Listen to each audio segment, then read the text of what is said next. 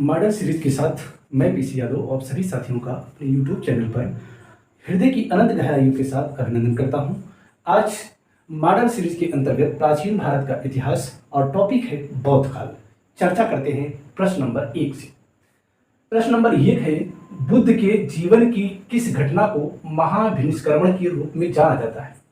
महात्मा बुद्ध, जिन्हें light of Asia के नाम से जाना जाता है, इनके जीवन से संबंधित कुछ घटनाएं घटित हुई। उनको बौद्ध ग्रंथों ने स्पेशल वर्ड दिया, एक स्पेशल नाम दिया। तो यहाँ किस घटना के बारे में बताया जा रहा है कि महाभिनिष्क्रमण कहा गया? तो घटना क्या है? क्या महापरिनिर्वाण है, या जन्म है, या गृहत्याग है, या ज्ञान प्राप्ति है? इन चारों विकल्पों में से कौन सा विकल्प है जिस घटना का संबंध महाभिनिष्क्रमण से है? तो वो घटना कौन सी है? वो घटना है गृह त्याग की। कौन सी? गृह त्याग की। इसलिए इस प्रश्न का विकल्प नंबर सी राइट आंसर है। यहां हम चारों विकल्पों पर थोड़ा नजर रखें। जैसे महापरिनिर्वाण है, महापरिनिर्वाण गौतम बुद्ध के जीवन से संबंधित वो घटना है जब महात्मा बुद्ध ने अपने शरीर को त्याग किया। शरीर का क्या किया? त्याग किया। अर्थात मृत लोग जब चले गए, उस घटना को महापरिनिर्वाण की संज्ञा से विभूषित किया गया। जन्म के बारे में बौद्ध ग्रंथ कोई स्पेशल वर्ड नहीं देते हैं। गृह त्याग के बारे में तो महाभिनिष्क्रमण है। ज्ञान प्राप्ति के बारे में, जब ज्ञान प्राप्ति महात्मा बुद्ध ने किया गया में, तब वे क्या कहलाए? बुद्ध कहलाए। क्या कहलाए? बुद्ध कहलाए। बुद्ध के अलावा कभी कभी प्रश्न आता है उनके बारे में, तथागत, तथागत भी कहलाए। अगर तथागत आ जाता है तो इसका मतलब बुद्धि ही है। प्रश्न नंबर 2, निम्न में से किस राजवंश के अभिलेख से इस परंपरा का समर्थन होता है कि लुम्बिनी शाक्य मुनि बुद्ध का जन्म स्थान था? जैसा कि हम लोग जानते हैं कि गौतम बुद्ध का जन्म कहाँ हुआ था? लुम्बिनी में हुआ था। लुम्बिनी आजकल कहाँ है? नेपाल की तराई क्षेत्र में है। तो नेपाल में स्थान जो लुम्बिनी है, वहां जन्म हुआ। तो इस बात के प्रमाण कहां से हमको मिलता है? किस वंश के शासक का वो प्रमाण है जिससे हमें यह मालूम चलता है कि लुम्बिनी ही वह जन्म स्थान है गौतम बुद्ध का, जिसके बारे में चर्चा मिलती है। तो यहां है मौर्य वंश, शुंग वंश, सातवाहन वंश, कुषाण वंश। इन चारों वंशों में कौन से वंश का वो लेख था, जो अभिलेख था, किस वंश से संबंधित था? तो इस प्रश्न का सही उत्तर है विकल्प नंबर ए। विकल्प नंबर ए। विकल्प नंबर ए मौर्य वंश है। मौर्य वंश का संस्थापक कौन था? चंद्रगुप्त मौर्य था। चंद्रगुप्त मौर्य का पुत्र बिंदुसार, और बिंदुसार का पुत्र था अशोक। अशोक जो था वो महान अशोक के नाम से जाना जाता है। उन्होंने ऐसे कार्य किए, इसलिए उनके महानता की चर्चा होती है। तो लुम्बिनी स्थान जो जन्म स्थान है, वहां पर ये अशोक जो था, सम्राट अशोक, अपने राज्याभिषेक के 20वें वर्ष, राज्याभिषेक के 20वें वर्ष यहाँ की यात्रा करता है। और वह जो अभिलेख है, वो अभिलेख का नाम है रुम्मिनदेही अभिलेख। कौन सा अभिलेख? रुम्मिनदेही का अभिलेख। रुम्मिनदेही के अभिलेख में इस बात की वो चर्चा करता है कि ये स्थान कौन सा है? महात्मा बुद्ध का जन्म स्थान है। यहां पर जब वो जाता है तो वहां के स्थानीय लोगों पर जो कर था, कर का भार था, जो साधारण जनता पर कर का भार था, उसको उसने कम किया। उसका भार क्या किया? कम किया, क्योंकि वह स्थल एक पवित्र स्थल था। शुंग वंश के बारे में जान ले तो शुंग वंश का संस्थापक कौन था? पुष्यमित्र शुंग था। सातवाहन वंश का संस्थापक कौन था? सिमुक था। और कुषाण वंश का संस्थापक उजुल-कैड-फिसस था। चारों वंशों के बारे में हमें जानकारी मिल गई। प्रश्न नंबर 3, महात्मा बुद्ध का महापरिनिर्वाण कहां हुआ? उनके जीवन से संबंधित भी एक घटना है। अभी यहां हमने चर्चा की महापरिनिर्वाण की। महापरिनिर्वाण किससे संबंधित था? जब उन्होंने अपने शरीर का त्याग किया 80 वर्ष की उम्र में। यहां वह स्थान कौन सा है? लुम्बिनी में, कि बोधगया में, कि कुशीनगर में, कि कपिलवस्तु में? इन चारों विकल्पों में से कौन सा विकल्प सही है? आप थोड़ा याद करें तो इस प्रश्न का सही विकल्प होगा कुशीनगर। विकल्प नंबर सी। जो कुशीनगर है आजकल वर्तमान समय में, ये उत्तर प्रदेश का जो पूर्वी क्षेत्र है, गोरखपुर देवरिया के जो पास का इलाका है, वहीं पर एक कुशीनगर जनपद है। कुशीनगर जो वर्तमान समय में है, उस समय कुशीनारा के नाम से जाना जाता था। कुशीनारा जो है वो जो वहां के मल्ल थे, मल्ल जो थे उनकी राजधानी थी। किसकी राजधानी थी? मल्लों की राजधानी थी। वहीं पर महात्मा बुद्ध ने महापरिनिर्वाण की प्राप्ति की। यहां विकल्प नंबर ए देखते हैं लुम्बिनी। लुम्बिनी इनका जन्म स्थान है। बोध गया में उन्होंने ज्ञान प्राप्ति की, अर्थात बुद्धत्व की प्राप्ति हुई। कपिल वस्तु यहाँ के वो शासक थे, इनके पिताजी गौतम बुद्ध के पिताजी शाक्त गणराज के मुखिया थे, वो कपिल वस्तु ही स्थान है। प्रश्न नंबर 4, महात्मा बुद्ध ने अपना प्रथम धर्म चक्र प्रवर्तन किस स्थान पर दिया था? फिर यहाँ एक तीसरा स्पेशल वर्ड आता है, धर्म चक्र प्रवर्तन।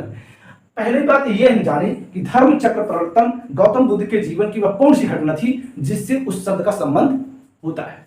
तो धर्म चक्र प्रवर्तन का संबंध, जब महात्मा बुद्ध गया में ज्ञान प्राप्ति किए तो वो वहां से आए कहां? सारनाथ। तो सारनाथ आते हैं, वहां 5 भिक्षुओं को ज्ञान देते हैं, उपदेश देते हैं। जो वो घटना घटित होती है उस घटना को बौद्ध ग्रंथ किस नाम से विभूषित करते हैं?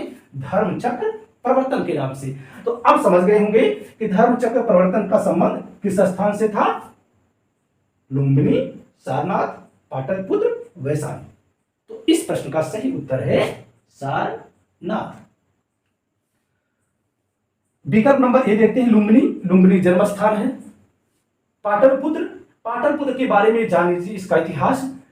जो हर्यक वंश था मगध नरेश में, जो मगध साम्राज्य जो था इसका संस्थापक था हर्यक वंश। हर्यक वंश में बिंबिसार था, उसका जो संस्थापक था।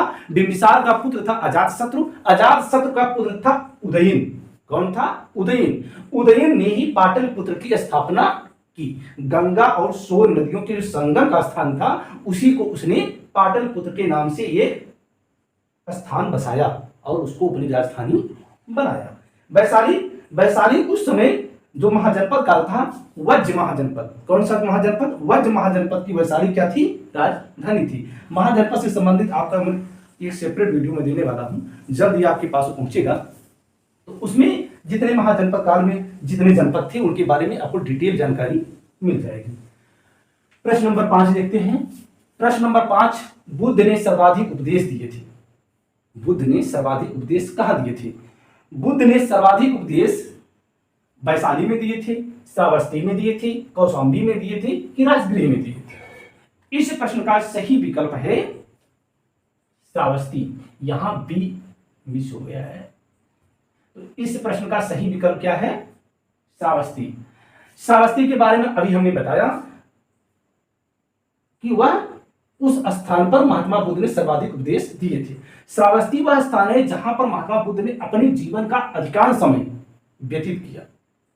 यह श्रावस्ती ही स्थान ऐसा स्थान था जहां पर इन्होंने सर्वाधिक उपदेश दिया। जब अधिक समय वहां बिताया तो सर्वाधिक उपदेश उन्होंने वहीं दिया। तो वैशाली क्या है? वैशाली के बारे में हमने बताया, यह वज्र महाजनपद की राजधानी थी। जो कौशाम्बी है, कौशाम्बी उस समय महाजनपद काल में जो वत्स महाजनपद था उसकी ये राजधानी थी। यहां पर बौद्ध धर्म और जैन धर्म से संबंधित एक पवित्र स्थल है। पूछा जाता है, इससे संबंधित प्रश्न आता है बार बार, बौद्ध और जैन धर्म से संबंधित वह कौन सा नगर है जो प्रसिद्ध है? तो वहां दोनों धर्म से संबंधित कौशाम्बी विकल्प देता है। कौशाम्बी इलाहाबाद में पहले सम्मिलित था, बाद में इसको काट करके अलग जिला बना दिया गया। तो इसका संबंध बौद्ध धर्म और जैन धर्म दोनों से था। राजगिरी वर्तमान समय में बिहार में राजगीर के नाम से जाना जाता है। राजगिरी में आप लोग अगर जानते हो तो जो बौद्ध संगीत हुई थी, सर्वप्रथम बौद्ध संगीत कहां हुई थी? राजगीर में हुई थी।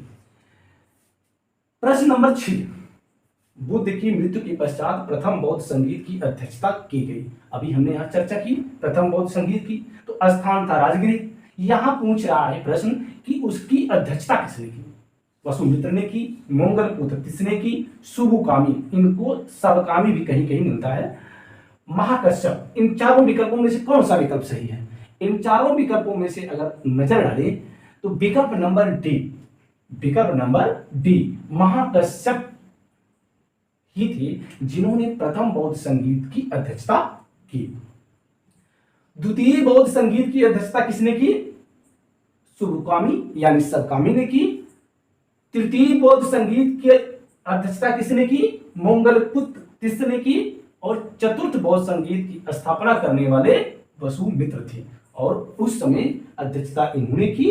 अश्वघोष उपाध्यक्ष था। अश्वघोष उपाध्यक्ष था। प्रश्न नंबर 7, बौद्ध धर्म की महायान शाखा औपचारिक रूप से किसके शासन काल में प्रकट हुई? बौद्ध धर्म में 2 शाखा है, एक हीनयान एक महायान।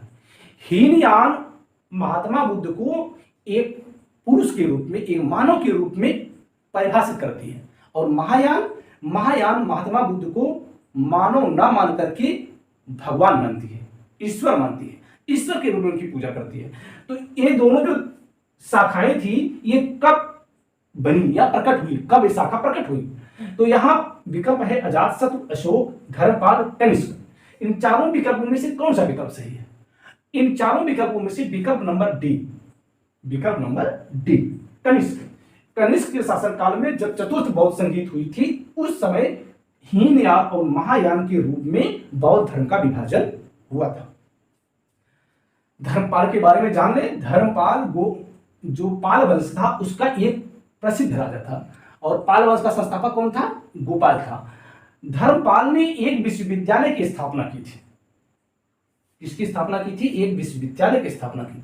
वह विश्वविद्यालय का नाम क्या था? उसका उत्तर आप कमेंट बॉक्स में दीजिएगा क्योंकि ये प्रश्न आपके लिए मैं यहां छोड़ दे रहा हूं। ये अशोक हैं, वही सम्राट अशोक जो मौर्य वंश से संबंधित थे, जिनका रोमन अभिलेख था। इनके बारे में तो आप जानते ही हैं। हाँ, इनके बारे में बता दें, जो तृतीय बौद्ध संगीत हुई थी अशोक के शासनकाल में हुई थी। तृतीय बौद्ध संगीत किसके शासनकाल में हुई थी? अशोक के शासनकाल में। वो स्थान कौन था? पाटलिपुत्र। पाटलिपुत्र में तृतीय बौद्ध संगीत हुई थी। अजातशत्रु के बारे में हमने बताया। अजातशत्रु हर्यक वंश का जो बिंबिसार था उसका पुत्र अजातशत्रु था। अजातशत्रु का पुत्र ही था जिसने पाटलिपुत्र बसाया था। प्रश्न नंबर 8, चतुर्थ बौद्ध संगीत परिषद हुई थी। यहां परिषद लिखने का आशय यह है कि प्रश्न कभी कभी ऐसा भी आ सकता है चतुर्थ बौद्ध परिषद हुई थी, तो अब परिषद की जगह अगर संगीत की जगह परिषद आ गया तो आप परेशान मत होइए। वहां आप समझिए कि इसका आशय एक ही है। तो यहाँ चतुर्थ बौद्ध संगीत हुई थी तो किसके शासन काल में हुई थी? कनिष्क के शासन काल में। किसके शासन काल में? कनिष्क के शासन काल में, अशोक के शासन काल में, कि अजातशत्रु शासन काल में, कि कालाशोक के शासन काल में। यहां आप समझिए कि कनिष्क जो है, अभी कनिष्क के बारे में बताया यहां चतुर्थ बौद्ध संगीत। जब चतुर्थ बौद्ध संगीत कनिष्क के शासन काल में हुई थी, अशोक के बारे में हमने बताया तृतीय बौद्ध संगीत हुई थी। अब प्रश्न पूछ रहा है चतुर्थ बौद्ध संगीत की, तो इस प्रश्न का सही उत्तर होगा कनिष्क। कनिष्क के शासनकाल में जो चतुर्थ बौद्ध संगीत हुई थी उसी में हीनयान और महायान शाखा का विभाजन हुआ था। अजातशत्रु के बारे में हमने बता ही दिया। कालाशोक क्या कौन था? कालाशोक शिशुनाग वंश का शासक था। किस वंश का? शिशुनाग वंश का शासक था। जब द्वितीय बौद्ध संगीत हुई थी उसकी अध्यक्षता हमने बताया था सबकामी ने किया था।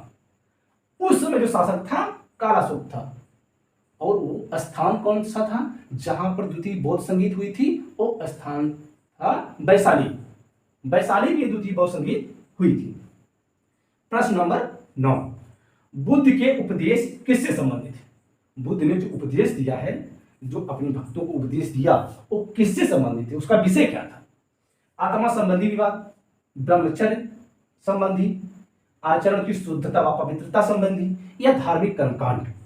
इन चारों विकल्पों में से कौन सा विकल्प सही हो सकता है?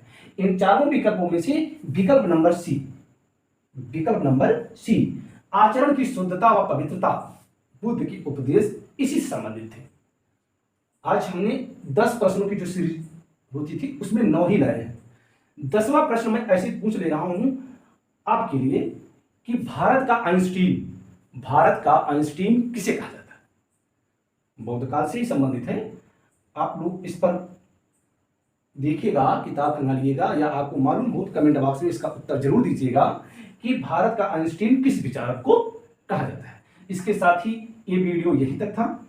अगर आपको ये वीडियो में जो दी गई सामग्री है पसंद आती है या आपको लगता है कि ये परीक्षा के लिए इंपॉर्टेंट है तो आप निसंदेह लाइक का बटन जरूर दबाएं और अपने दोस्तों के बीच में शेयर करें। अगर इस चैनल पे अभी नए हैं, अभी पहली बार विजिट किए हैं, तो सब्सक्राइब करते हुए बेल आइकन जरूर टच करें। इसके साथ जय हिंद।